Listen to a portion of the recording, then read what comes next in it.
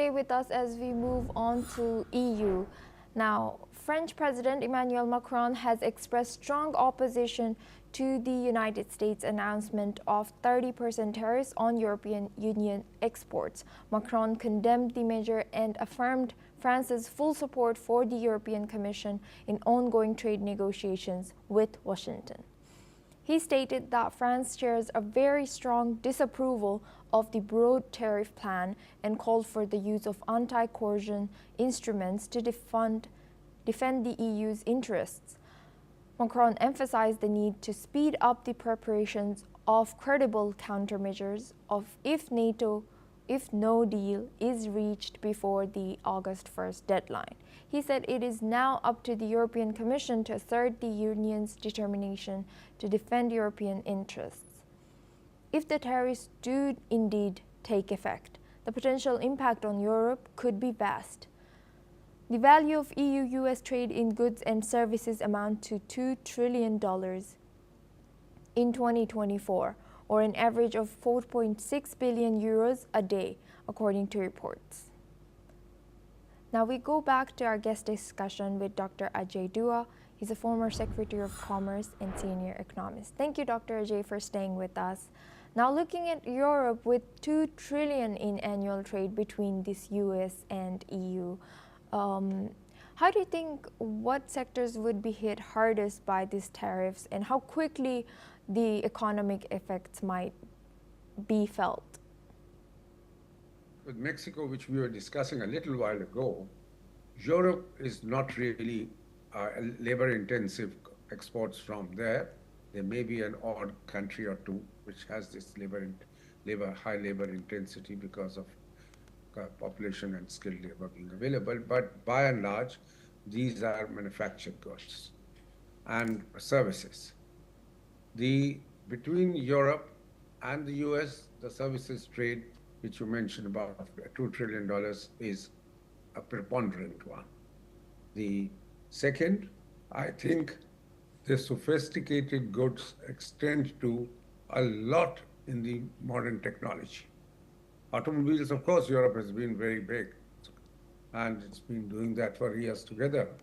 But if you look at all the chains of modern technology, whether it is AI, blockchains, robots, etc., each country in Western Europe, EU has now extended its borders a little bit more, but the Western European countries, particularly Germany, France, all these such countries have had a comparative advantage, even in terms of sophisticated and modern technology goods.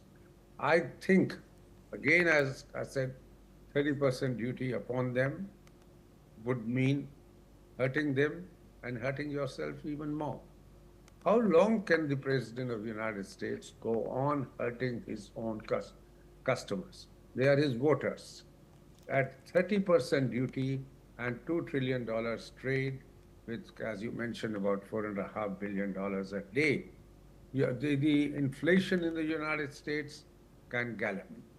The rates of growth, economic rate of growth would come down because if inflation is high, then the savings would be impacting the savings and the investments.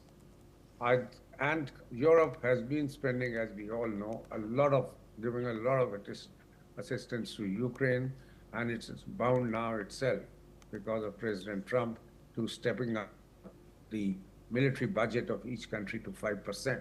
So if they have to spend that kind of money for their strategic or military interests, and that too led by the United States, pressure from them, I think the United States would need to be, or must, if I could use a stronger word, take a holistic picture of the things, saying, yes, we need to be together. You need to understand my problem, that I need to create employment in the US. My manufacturing is virtually dead, other than the high technology one. And let's be far more liberal, and let's not pressurize each other by saying, if you do not sign the agreement by 9th of July, I will do this, or now if we don't do it by 31st July, I'll do something else. There are 27 European countries, and there are no they are not backward countries, so to say, and each one of us, each one of them has long history, apart from civilizational, the economic history, which is worth preserving rather than destroying. And Dr. J, is Macron's public support for the European Commission stance a sign of a more unified EU trade strategy or a division likely to emerge within the bloc? May not. After all, let's put this, Germany and France are the leading countries, are the leading lights of European Union. And President Trump has been trying to woo President Macron by attending functions in his country, etc. Even when he was still not the president, he'd come for a function there. All that is absolutely fine. But I think France does understand that it has to stick with the others. And the free trade amongst them, that's what the European Union is all about. That the free trade amongst them is allowed for the customs union. There's one customs union that if something happens in one part of the European Union, it reflects to the next day onto the others. So, and it is a customs union. If you would recall, it used to be called EEC earlier, European Economic Community, before EU was formed.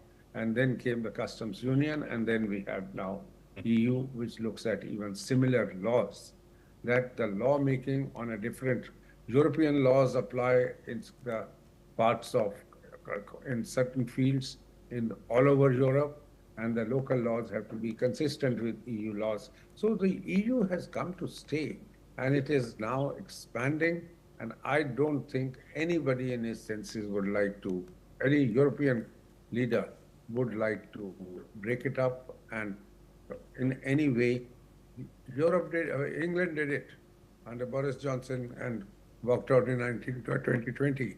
And now see, they want to come back because they do see that isolated, they cannot stand by themselves. So same thing, I don't think any country, and particularly when you are geographically contiguous, you are in Europe mainland, any country can afford to be not in sync with the other. Yes, indeed. And we stay on the topic. Dr. J, please.